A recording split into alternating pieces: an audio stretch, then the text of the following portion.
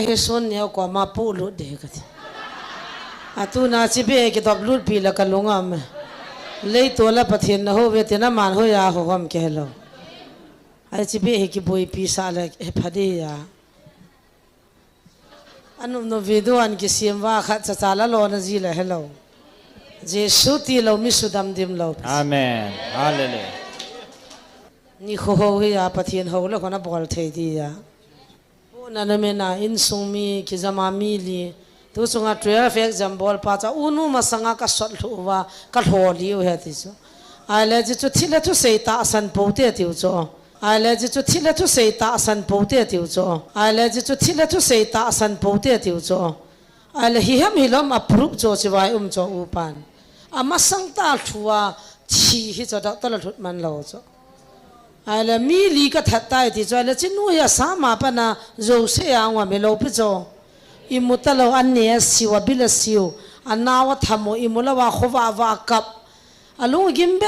sa chan ga mai hung hi cho rồi sẽ ăn melo ta ki phung hi thilai cho anh to se hi cho thilai na ta ki phung hi thilai cho anh to se hi cho thilai na Sonneo ti pa holo je phata tan ki vinang le son nei vinang a practical pa he velio chon pha di thilai ta bangam pathin lagaw ta bangam he khan lowam a piano ko pu na num cho amot na menga amana menga khung khung yengo a ki chi sa na khung a zo nga na hil chi ai ha nal mo ge Bible kalwala paule thim pa thilala gaw chan thanglin sein di chu zo hil nal de aga ei lo kha the ying ka changa ka ngai da ka chitin nei bet nom zong ngam hon ta chu hi chi al kilung khat hon na ne na thila best friend te ni thila to ga ke hu ji hon na bana lei tula to ho amen hallelujah he pa ga ki ti sa ki ji lo ni mi bol te ta wa hilon cho lei si ai ta bang mi be se lo chu me inu lam di diu chu mi na sa mi bol thei mi fu hi dan ki lang hi lo ana to hi pathin dei hi poi di ki chin ta he di cho ai wang ki chi mi cho so pi te ho atu se la sa lo si Bible thu to ki kala hi di ki chin ta mai na ki he di cho ata san long thila atu yo jong thila doctrine a sei do zo si jong thila thu a sei son ngan hi ki he chu ding let mi pi ho hi Bible thu he thelo hil dinga thila thu a avul min de hi dan ki chin ta mai na he cho a chal pa ko do te tu cho a he so ke dan ai mà khó nữa chứ lấy tôi là man top nữa cái khel phá pathin hậu đa là cái gela he pa cái tiêu lôi gì chỗ cái liam này là mà hết lâu chứ cái liam này lắm bùm hết lâu chỗ ai mà ngày nữa là mình đã mua là cái thật lại tai pathin thu hi là thì là thu rồi ta hình ngồi tai thì cái chuyện tai hết ni khát điên lệ pathin thu tận là cái chung mà hung khổ mà có mình thả số cái điều hi tiếng các bạn cái chuyện tai hết đi chỗ ai vậy chỉ mi pi holoi khun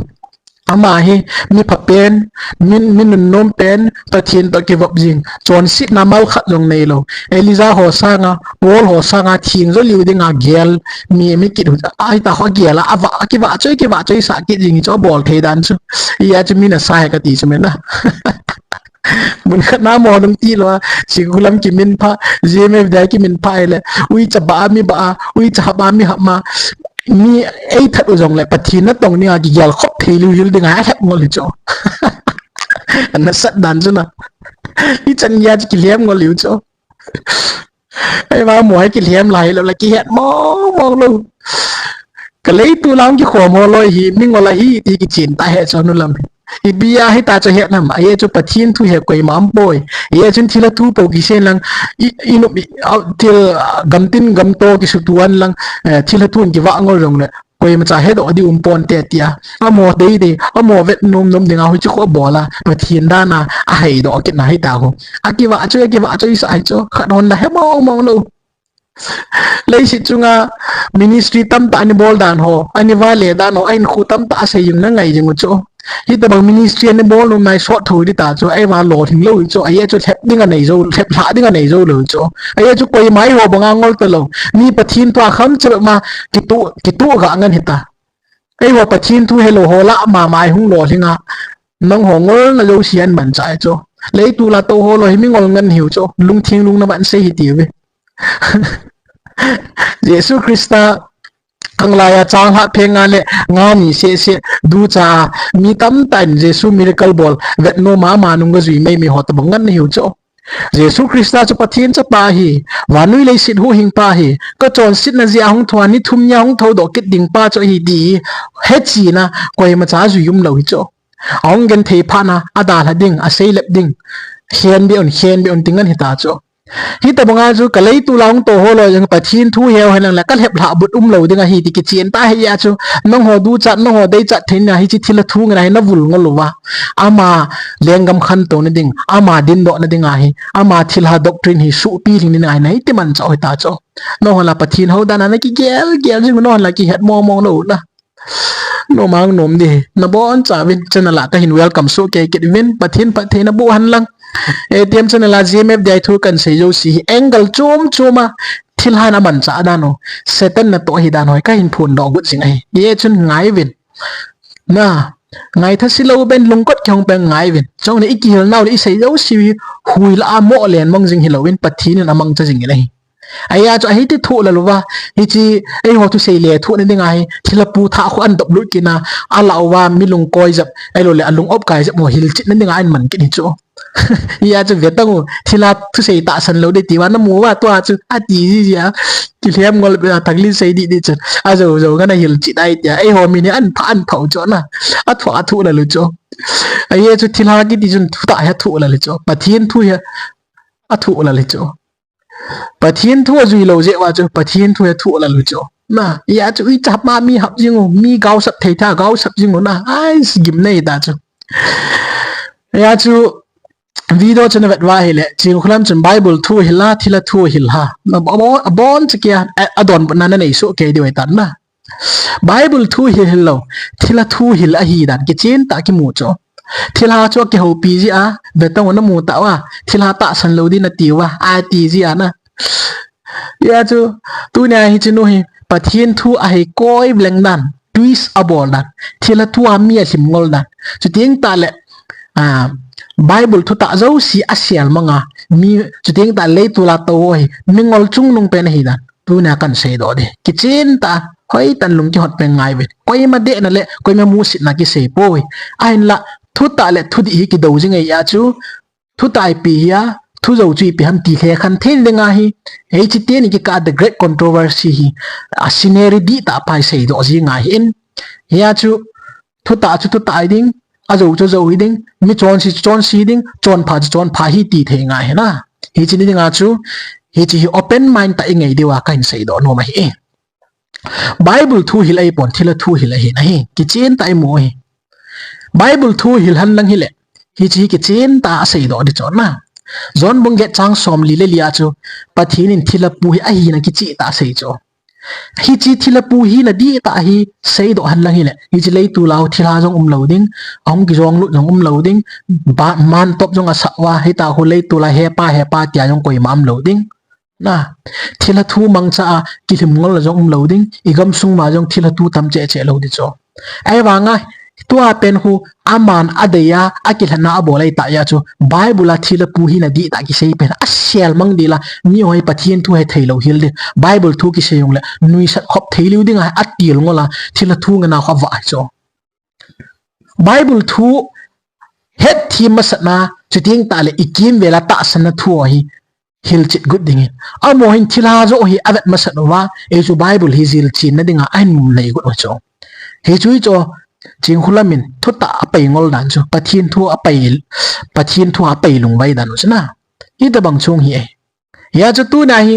pathin thu asial jing thila pu hi na di ta pathin thun asei pen pha so ta asial jing pen hi ATM chen la kan phone do ding pathin thu ta hi ki sial nan thei lo de pathin in hoi lai yong le thu ta sial mong namuna chu pathin in thu ta phung do ding a koi aman cha jing ai hi che banga chu ku kin nam pum pi thil ho na ngon lai ta pathin ATM china rong a hin man cha in pathin ogin he ti he so okay de a ye chu hi chin ai ma lungyal ki sei pon pathin thua pa chu ki sei jinga mi ho kha na dinga mi ho kha do na dinga sum kon gina hong ki king ji zon mung get chang som li le li na pau diabola kon he bo hui chule chu chi na pau lungut chu su bulit ding bo na no mui ama chu ti la pa atul that hin chule thuta ading lo hi aji hem til ama chu thuta am lo hi aman thu zo sei kumle ama chama sei ji hi aye chu ama mi zo hin chule zo pa the fathers of liars a hi ati bible chun thilapu chu tol that a hi ati aman tele ama chu thuta anei poi thuta ina ding poi ama chama zo thu bo sei jing ji a hi mi zo hi in zo pa hi in the fathers of liars a hi ati heya chu thilapu chun na komba hung pe na chu na pathin we in so la hi atia ko na chu hi chi thila thu pun hung ke pan he chu na GMFDI ya ai ma bible pi sia hi chi thila ki di chun ama chama zo se hi ke man ka sol kha poi ati nai chu ama chamta zo thung ki pathwa sei ji in pathin so lei poi ati nai chu bible hi chi pen chu Chinkholam min asial mangzala thila chu pathin a hin man cha in so la hi tia chu na lep ngol de chu anong ho bible he thailo ho bible thu na sa lo na na chu hi chi thwa chu ni ki lim ngol sai ka chu bible ama chu thu ta sei poi ti chu ele thilapu nan zon lot wa leitu la ho bo wan ngam kai ding a hi adang wa wan ngam kai di koi mam poi helaya to ho bo chi mi pieng tha na hi ve adang wa khuna pien tha a pien tha wa min suma du we a tian sei kit thu ta hi poi ti chu bible thu ta nei poi ama chama zo ngan thu sei bo ti chu cho le pia thilapuin midang ho chu sum du ngana ngo ham e chu ama sum du ya chu midang ho ki sial na man hi chu nongol be se je ule leitu la to ho si si pathin thu na sa lo je wa chu ai chi pathin thu ya he kon nuwa zo thua thila thua na lem la no khun nong ho ngol na ji a hi niza thumle niza sagi ke ka mai mai krol thum wala khat do prosperity preacher ho sanga a ho sat na gang zowa nei lo go tam ta kilam oi chono ho ngol ja ei chu ku sial mong na dinga midang ho hi athila pu hin man cha jia midang ho sumdu ango sa ji cho hi chun pi ba sam Chinkholam le to la dop lu athila pu hu coordinate na tong khom hi ti ki chin ta kilang hi idea ku ama hi na zo si khu sial mong ni na mi ang o cho ama pien tha lo je le achu midang ho pien tha poi ti le tu la ho si hi athiding na hi je achu midang ho hi athidi he tango le tu la ho si wangam kai lo ding na ya chu midang ho wangam kai lo ding na le chu ai chu bible in chi thilapu chu zo sei pa he ti cho na dop lu chu thilai long no no do a peng amen na ti pe no chu thilai he tia na do ji long hi chi pa tu sei chu amen na ti long hi chu bible in tul zo tu sei pa he ti chula chu ting ta le a gol chu tul thai boy ti cho abi doi chu tul tha ding ei boy ti cho hiya chu thilapu chu nga thu pu hong bola nang hoi kanam dei ta ten hi we midang sang a jong ke man ka lunga ka vok ka dei pen ta ten hi we ke man ka tun sang din hi we ang ti na ele hi chi thilapu ma chung kina pi sei kina nang ho hi kanam dei ta ten hi win bible la thu ki sun hi jong le ke man no ka ngai lu je wa chu ko ta le ka ta sa ta nang ho kong vil ni hi we a ti ke na nong ho hi ka dam sa ding phat the ka bu ding koi ma cha thi naung na chan lo ding chamna ka sim pi ding ga rong ka zo sa ding ai ma bible ma chu tul that pa he ti cho a sei lo lam lama thil lo si lung su ke ai wa nong hoi pathi ne ei patip naw he a thil bo loi hung gui lung ding ya chu atu se yo si hung gui lung ding ya chu ai ho hi ei patip naw he ta na kila kin bible ma chu zo pa he ti cho ya ai wanga chu zo pa hi ki sial la dinga chu ke ma ka thu tip thon ngayam ke man ka thu tip ka ki khial khangai poi a thon khangai poi ta nong lep sa ki chu hi che hi na yo si abung bu la ngai no ho na lep naw chu zo pa hi tile thu ta da na nong lep kin mi zo pa a hi ki he do lo ni nga chu thu ta ta banga na nong lep ai wanga thi na dinga chu na satan ni na lep naw hi no ho la ki het mo no Chinkholam ma he ni chu ai wanga ama business ana man chu kro thum wala het doi ta chune mai thu nei sa ham no Chinkholam jong ne het ding chu na lấy tu la hong khom ho lo hi pathin thu he lo hi ti ki chen ta nang yong na het chong le mi mo la hi ve tiong na het mi ngol la hi ve tiong na het nang hi su chance na la an na lep hi i ti chen na lep gun ham i chen dia na lep zo gun ham tu ning ki ngai tun pathin thu ta he hong khang to che che di a ye cho pathin thu ta he hoin kain sei jing di we na zo na thila pu mi zo pa to na na to khom na nam pi phat thei na dinga na tong be na ki sa nai thila pu tul that pa to na tong khom he in na bol lo na to do lo si nam pi man tha na dinga ni khangi zan ham khang son na gau sap na pathin nu ha na pu lut ning pai na chunga pathin thu tan ni aye chu na to khom pi pai thila hi ti ki chen ta nang na het he chu nangin pathin na tong da na mi pi hoi na lep ma na lep ngol le ne het su gen pathin na chunga thuan tan i chen na lep good to a jong lung lim ge a thu ta hul hon thu in het jingai i chen na lep good mi tam tan pathin thu ta an het che ding bible ti lo i hoding ki ngai am poi ti min an het che ding pathin thu ki ti bible bo hi ti ki chen tan het che le tu la ki rong le lia bible la ki sin na ke ma khong tai ki jo chu pathin thu hi nai sai po ti min an het che ding na zumin wanan hol di ani ngai pathin mina ka sei tu ai na nga ding chance na ki sia na ki le ya hi chi mi pi na ta san holoi si pathin thu ni la le nang zala mi tam ta hu hingam kit di ai la tu ai na lei tu la to si ta mun ting gam tin na video apa na tu se na lep la hoi ta bonch kya thi na mun zon ning ane tu nia hi chi gau sap na pu lo ni pathinin akhanga na chunga thu tan na ding ai ye chun tu nin phat na in na chon sit na thu pa cho in krista keng bola ki sep lut in thila to na to khom nai pa kaya nga phung do loi khuti lawa hele pathinin na ko na o hi sangai tai ti ka sei do no me tuina thu ta hol no ma pathin thui piam ti he chin no ma satan lep na itabang mo ma gilham ti he nom hoi bible thu kan hil diu he in ki chen ta na ngai diu he ti ka sei do no me ye chum pha chom cha him pi win adam le ifin sorry satan in adam le if alap nan tu siminiao cha ga sing ka ti genesis bung thum sang kha eveleu chen ga simi ti hi chalai chun pa kai pathin thil sim la agul chu thil sim gam sadang zo si sangin adu ha thu penin ama chun nu mai nu za huna thinga hi abon chan ani hlan loading a hi ta pathinin asei ta be mong ham ang ti cho twist abol hi cho na bible chang ji simai le chang ni chang thum na chu nu mai nun jong gur za chun huna thinga ka ni hlan ding a hi nai a hin la hon lai longa thinga wang ku pathinin na ne hon loading lo jong na lo hon loading na bol hon na le na thi hon ding a hi ti na se ti cho seten chu hunga pathinin thu ta se thinga yo si na ne hon ding a hi nai ala pa bang tong kha hon ati pen a hin label to thinga yo si na ne hon loading a hi ati ham ya if lung thima chu doubt na lungop kai ra tu lu cho ai hanu mai nu chong ki phong ja kani hon ding a hi nai alaya pa wang kani hon lo ding a hi ati cho na kani hona le ka thi hon ding a hi ati cho hi chu adam leaf adinga chu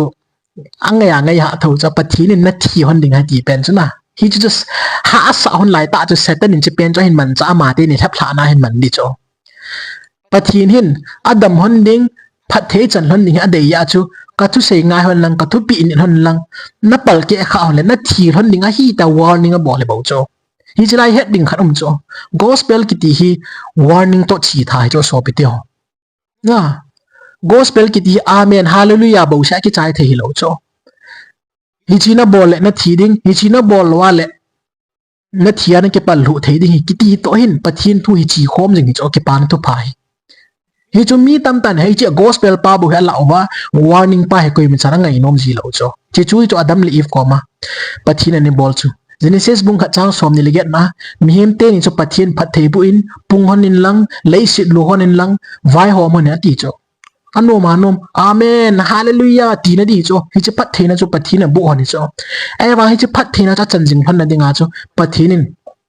ka thu pi chu zui hon in khuti lo le na thi lon dinga he ta warning khat o koi pi so hi so adam le if adinga ngai ha sai cho na chibanga chu tu lai ni nu nga jong hi pathin in gospel le warning ai pi kin cho gospel without warning is incomplete gospel hi het ngai tu lai ai gospel bo se ki sei jesu nei ngai lut naw pieng thau tai ki ti na ki sei ai wanga khununga hong lung ding i bol khila le thina theiding pathian thu na se ho ki hil nom lo na Bible say ho hi i chon na hin khu ho to dal ha ding ho to i ga hi sab la ha sa soi koi man ngai nom lo cho ATM chen la hi gospel along with warning akibol ja hi mi tam tan no hot ui cho chi chui cho Chinkholam long hot athil ha ho na mun dal ha nom lo aki phua hi le na adal ha nom lo mi tam ta in jong thuil he ma nom naw jong na dal ha nom lo na ki phua hi le na ATM chen la pan hai ai chu pathine na sei cho Matthew bung som ni le chang som ko nai chiwin gospel ke pan tu pha phungun Jesu hin khu athi na le thokin na tu simi sei phungun mi tam ta phat theina chang han tun so hina chang han ti cho ai wangai chi tun so hina chang ho si si chu tu pun bung som li na gospel to vantil thum tu pu hi chi khom he ti cho vantil khat na chun pi seam thu pi ni lo zo si thiding he ti cho vantil ni na chun pi seam Babylon thuil he ma om zo si thiding he ti cho abana vantil thum na chin pi sem sahi mel chi na ne yo si thi di cho hi chi chu hi cho mi tam ta ngai nom lo cho pathian dan thum to poi na pathian thu pi ni sanga chu mi hem thu pi ni ho zo ki bol nom zo ta na thui le ma ko na ki pot do nom lo manui thui hil ho ki ngai nom amen hallelujah e ma hin ku to ki tu ding ho bo ki ngai no sahi mel chi na om loading lam thu kai man jang ger taro ipien tha po le i ma cha bui poi tinga ki kilhem ta koi ma chan warning ki ti ngai nom lo em ho Christian ai hu ing ta ve hu ing hi ta ve ti bo ki ngai no hi chi hu ing na to chun pathin warning pi bo ham ti koi man he mo mong lo hi chu hiu cho hin khu hi tu lai ya chu pathinin Adam Eve jong hi ta chan ni bol hi cho tu la ya ninu nga mi ti ho jong hei ta chu gospel with warning e bo cho hei chu gul chu hunga ipi se Adam li if ko ma chu numai nu za chu ni ti na sein na thi ta be ran lo dinga hi ahung ti ta chu anok dan chu pathin sei chu ha sa zo dinga ahung lep do cho pathin thu sei pen chu gilo zo phamo zo da nai satan chun if chu hung lep la cho tu na jong Bible a sei thila thu sei chu ta san hi un ama chu zo thu sei pa hi ta san hun ati pa hi ha sa zo dana i gelwa lei tu la chu thilha na to ho chi vet wa a hin si ho chu lo pi sa wa amen amen ti wa Bible tu sei chu ngai ha sa ta dana i gel ta chu na chi chui cho tu nya diabol ai thap naw pathin thu twist abola ai thap naw GMFDI stabang cha chui cho tu nya inulam mena bol hi pathinin diabol chu zo sei pa hi thila pu chu thu ta ampoi ama cha ma hong sei bo we zo thuo sei ati lama pathinin thila pu e ho hi nga hin so ne thi pathinin ku ki nam pi chu kanam dei san hi tai ati lo be ke ding khat aman ku ki nam pi des kanam dei san hi tai ta hong sei sa pathina ma chu zo thu sei pa he ti lai ta ke ma ka tu sei thon khangayam ya nong lep sa kin na thila ki ti chu thila ai jing la ta san lo tak ding he ti pathin thu nei hil naw ya aman thila tu se yong di satan tu se yong di na mo wa thila na to chu tia nong la i thilau ta san nong zui i thanup nup nong zui wa ong la Bible pi sem ti koi man na sa ta lo chi chu chu la dam li if an ha lut na tu ne ai ho yong thalu i kin chu hiya chu hoi tan ve to na thu phung wa hung pa le na no do pa ho mi ki bang a ki bang chan hi bo cho a chum chum hi lo pi chu me thu pu ngang pa yong na zon lut tho na no do ji pa yong na zon lut tho jiu khu ani ho na khu hello ani ho na ki zam ngoi de du ani ho na amen amen na ti chiu a sei yo si ani ho na Bible a lo hil ke man tu nya nong ho ka ko na le phat the ka bu nai Bible thwa ki sin hu le ke man ko o ta la ka ta sa ta ka ngai lu da kong vil ni min hi chi koi ma dang ka za sa lo hi hang ti ha bang chi chu Bible thu ham ni chui chu la mi zo pa na to dan chu pathin thu a ko na ke pui mong na ding pathin thu hei kon na ding chi chui chu la na ke thap la naw aban tal ho na tong ho dem ani ho na bol han cho he ya chu na zon lu ji ju aban tal le mi ngol khat chunga dana na no ro ki ji ju na zon lu ki ji ju na no ro ki ji ju na zon lu ki ji ju a ki bang he bo cho ki pai lung wai dan ni hu bo chu chi chu inu Chinkholam he le tu la to ho le khun pathin na to dana na mu ji a ki bang ma hung lu ji na zon lu ji na no do ji ju na zon lu ji ji wai a chu bei thei lo cho thila chu che tam che na no lai chan ma chu a ki bang cha he bo chu Bible tu sei ki chin tan ve to zon bung som chang som gucha hi chi satan sei nai cho gucha cho guding la that dinga mi sumang dinga hung hi bo ve ati chula hiya cho ma chun thu pha se lang phat the ka bu win na thi lo diu na man tha lo diu gal na zo diu tang le zo sei pa hi a chu I thi na diwa tu sei pa e bo ti ki chin ta he cho adam live ko ma thap na banga chu na thi lo dinga hi ati wa chu a thi na han dinga thap chula I mu taw chula ga tu a hi na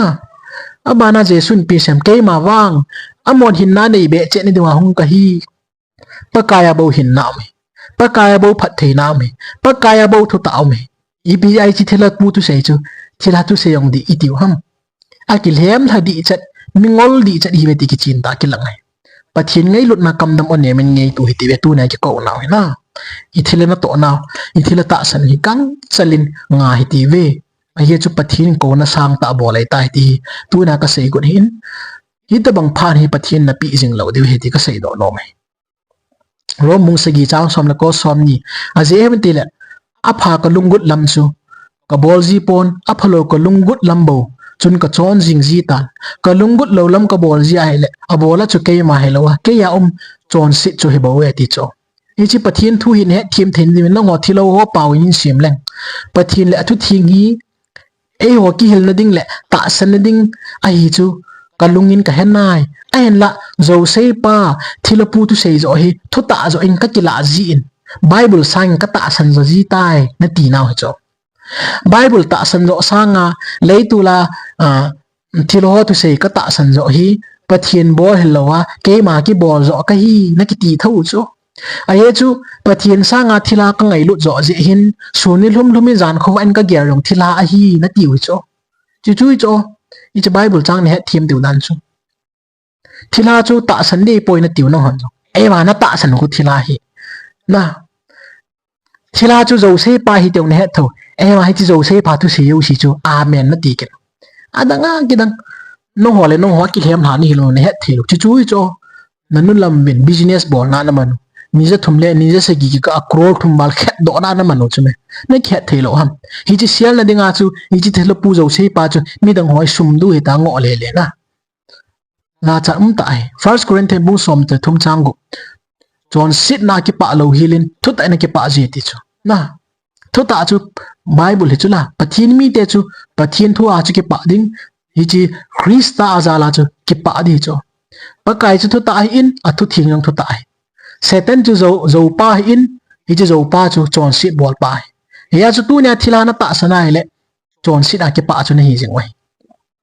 thila na sei ho chu di sa jong le chun thila a hin zo sei pa hi ti top le chun na si chui cho thila ni chungwa na to lo le pathin thwai thanop nau cha chong ki panning pathin thwai ki bul phu nau cha chong ki pan le cho ebia thilawop gamtin thu in sungai ta bang thiloi hang pathin thwai ki ngap lo je cho Bible sim ji naw I taw ji naw ai wanga pathin thu in thila hi zo sei pai bo we thila in ka chunga tha nei po we ti pai ke ni ti min ka thi jong le ka hin jong le pakaya ka hi ti hi ki hin le wan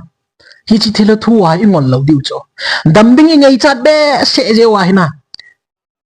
dam na ding a hi po le tia ikithap ngol sa jiu ta chu mi khat tu sei ka ja cho EP dam na ding hi po le hoi lai ki chiu ni pi khom ati cho chi chui cho thlep nai la ke pat na pakai ka hin khu hi dam moin ka ting dam jong le pakai nang thu ka hi ta ke pilhang ami bam tu nya hi ta ke pil ho chu pathin in phat theina bo di we ai banga nong dam mo ya chu dam te na ding na ngai ya na ngai cha ya chu thila na to na jong kho sa ta lo pathin na to na jong kho sa ta lo I dam po le ti phat pha na de ri na mun na so na lam wa chu hi chi thila hau nu hi ana to na hi ministry lo ring le cho ya chu na lungput hi pathin thum lo Bible thu thing lo na lungput hi thila bo hi cho thila na to ko vet ding thila tu si ho ngai ding chu ko ki dang ye na tiu hui cho hi chi ngai ding pa ko mi lei tu la hong ta na ko jiu la cham ta hi cho ye chun Bible thu hi na sata in na sa na bol po ti na ki chen ta hong ki lang na chi jom pe wa na pho ding na hil diu lo pe free ta na chi jom pe le ni khat ting le Bible yong hi na e hol thi na nan man diu bo cho na ki sa da nu chi chu hi cho chọn xịt na thân ốc chỉ chui chứ tu phun mông xóm là nhị trang xóm cái màn vả nạ ô nà sta cả gian hi chun bia mình tuôn hụ hình lệ thà i leng gamu i pathin wa chu lệ thu nei na chu Krista hi tai ai chu iso piteu he sia chu leisi na ki le tha hi tai ama chun asu na zana pathin hi nga amo chu asu na zana he si jingji Satan hi Bible in mi he si pa he ti so hi chi thila pu hi na ai ya chu ama zo se hi na ama tul that hi na ama thu ta lo na pa zo si sel mang na dinga chu pathin mi ti hoi zo se hi amoi mi pieng tha lo hi amoi sum du hi ta a he acid jing chu i chu la na dop le pau chu na zon le pau chu ngoi de do a amen tia na sap le pau chu mi he si pa chu ai ya chu no ho self glorification na ki piu no ho na ki wa chu yu ai ho zo si wan gam kai ding si lai ba ki khomi tawe na ki tiu to mi chon pha pathin thu he thei te hi ji achlai ki khomi ta adang hoi lagau thieng tai tom na tiu to self glorification na ki piu nang na ki wa chu yu na chu cho Satan lung dei ta na bol do chu ama hi na yo si chu sel thup na dinga hi nang ho hi glorification na ki bol sau chu mi dang ho mo jeng jung am i pia bol aseyo agelu lam nong ki het lo bia no hor amo chu mi gu cha mi eng si na mi sei si mi dem ha ta nango na thilao na hin zon lo zo si yo mi na dem so no ho kam changa hong po nyong thu chom hi ta le na mi he si pa na ho kha je wa chu tiu nei cho so bi dio ai tan tu ning gi yal bi pathinin phat na pi hi la su hi bi ne ai chu ta bang phat ni hong gai sang dik ai na chon naw he awal thang hui tan wa na ho lei ta nei ya chu chi hong sot lo ding he ya chu Satan to na lei tul wa hung pa ki bang chat hi bo chu tha khat hi hon bo chu Satan chu a Satan hi na min in hi chi Satan pa chu lei tula no ho pa ya chu lei tul amin ki sa ki ni ania zo sei ania thu ta ading lo ania thu ta am lo ama chama zo thu sei na fathers of lies chi tul that pa hi chi na ka sei jing ta chula ke ma no ho ka ngai lut ni hivin nam zo si chang ka tun sang gut ni hivin ka mi izir te kal han na yo si to ai nong ho kong han na hi ta ve ka nam dei than te ki tim ho mong ho tul that pa zo sei pa hi yo si ko na dinga no ho chu thu ta ta nga nong lam hui cho na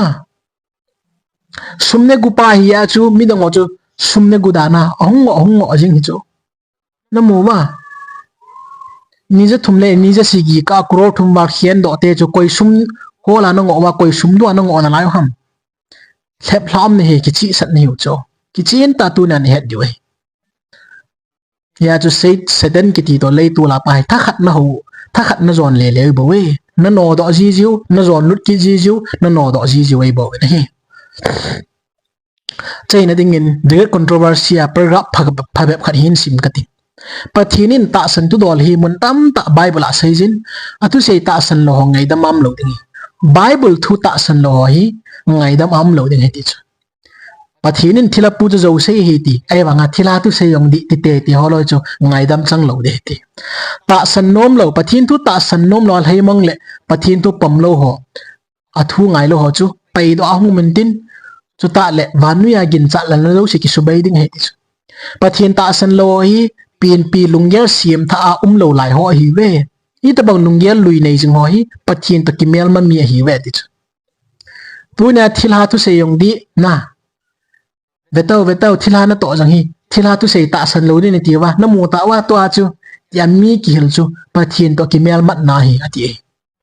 tu na ta san jang thila hi na he na thu yong thila doctrine hi na he na ki ho pia na hin sei do jang thila o a ko na thila kam changa ko na hong do ho nga na hi na he ai wa china bol te chu pathin to ki mel man nu na hi ti ki chin ta ki lang in le tu la to ho jang a ki hem la pathin mel ma dinga ki sangan nei ta we ti ki chin ta ki mu paragraph chum khana chun thu ta do da la pom num lo ho chun man tha na thei mo thu hom ki ho chu thu ta sang a pom num zo win chu le to bang hlep na ki chat o me tia sei hong cha tu ki te de hi thu ta hom ki na mo thu hom ki ka ti na hi chu chui pi ha tu na thila pu khat hunga na nam piu phat thei ka bu e thi na tu ta le tu yang na thi ta lo le gar rong ka zo sa jing diu na ke man ka thuin ji do hi jong leng noi ko ta kong vil na hi bin hai ta gam tin tu te pa seo chu mo thu hom ki hi bo chu mang tha di he di chu hi ta ma ki pui ho chu ya cho sol cha polin second thessalonica bung ni chang som lin na chu amang tha o chang si chu chon phat lo na zo si du ha hep hla me ta ve strong delusion na ki hem lai ta ve di chu amo hu ingam na ding wen ngai lut na thu ta chu ala ta po ve ti bible chu thu ta ai chu la pathian dan chu thu ta ai chu la krista chu thu ta ai chu la hi chu mon ki san nom ta po ve ti thila thu yo cha ta san ta ve ti nai song choloi si chu pathian mang tha mang ke ding hi ti ki chen ta se ai le a cheina dingin pathian le khabu hi sim ninga na ki go ting pathian ko ma lung lo ta le ki neu sa tan taw na nei ma san lang ala gau thing tha na ki thu pi na thu min na pathian thu het thim ne taw di chu pathian thu het thim ne ni za gup ni za sagi yong le in khulum ke yong le taw di chu ai ma to na taw na hui piong thila thu na ngai ma ni chi thila thu het thim na dinga ho ni za sagi ka taw ben phat chum lo di chu ai chu na het no mo chi thilai bo chu na ki hel naw chu thilai bo chu na ho na wa chu ku thila ho nu thila hin dom lut moi bo chu ya chu ni sang khat taw lang kum som taw yong ne phat chum lo di ngai hi da chu pathian thu het na dingai mi mang taw ting le het ha sat ho jong dang na sim sunga thu ta ho chu ipi ki se nam ki chen ta pathian nei he sa ding hi ati ya chu so piti ho tu nya hi lei tul pa na han ning ham jesu na han ning ham pathian in tu na dei than na pi tu na hi ta banga thilapu hi na ki hil na sting ta le pathian hi na ki hil na di ta pathian tu thing thu gil ki ti hi lei tula na za kha lo di we ita bang lei tula na za ho chu thilapu hunga ku ki nam pi choi sang ne nga zo hung se ho po ngan choi mei thei te chut nin man dinga zo hung se ho po choi ya chu mo thu hom kiwa nong thap oi bo in ya chu tu nai mo thu hom kiu chu sei pa na ta san ni hom ai lo le a ta ki pa na thu pha to ka cha hi chi na zuya hi chi zo sei pa na zui le na thi ding a hi tia warning ai bol pa ai ngai lo pathin hi hu ing pu pathin ni tu na koi zo na ki san ding pathin dei than na pi na ke wang tu na hi pakai ai hu ing pu ka hu ing pu ka pathin chu tu na thu ta le athua din na dinga tha na pi pathin chu ke man ka ki than jing de nong ho bangin lei tu la thu hom kiu a zo thung sei pa mang ke man ki than nom poi ke man ka ki than ning chu ka pakai thu ta ai hil pa setan chu zo sei pa hi thilapu chu thilha hi in ama a chama thu zo sei jing ai bo we ati pa chu ke man ka ta san nom po nei nangin tu na koi zo na ta san ning tu ning ki than loin hi ta bang ta sana thila thua ki hlem ngol ho zo si chu pathi ni man tha na lam pia chung ma thu hen tan ning hi ti hi het sa hi in